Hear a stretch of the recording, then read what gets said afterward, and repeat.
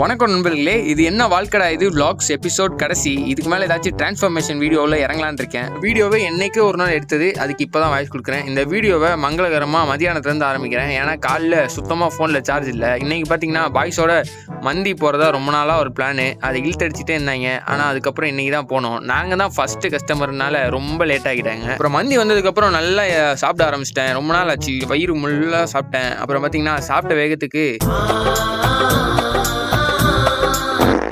வண்டியை முடிச்சு ஈவினிங் போல் நான் பாட்டுக்கு வண்டியை ஓட்டிட்டு போயின்னு இருந்தேன். வண்டி சிக்கத்தை கொடுத்துருச்சு.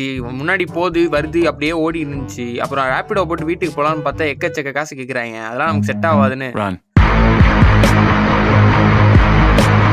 ஓடினே இருக்கும்போது போர்டு ஒன்று பார்த்தேன். 30 கிலோமீட்டர் கீழே தான் போகணுமா. அதனால் வீட்டுக்கு 7 கிலோமீட்டர் நடந்தே போகலான்னு சொல்லிட்டு முடிவு எடுத்துட்டேன்.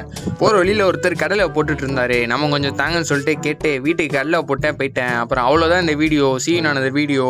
சோம்பேறித்தனமாக போயிட்டு இருக்க வாழ்க்கையை சுறுசுறுப்பாக மாற்றுற மாதிரி ஒரு vlog-ஓட இனிமேல் வந்து உங்களை சந்திக்கிறேன். அப்புறம் மறக்காமல் பிடிச்சிருந்தா மட்டும் ஃபாலோ பண்ணுங்கள்.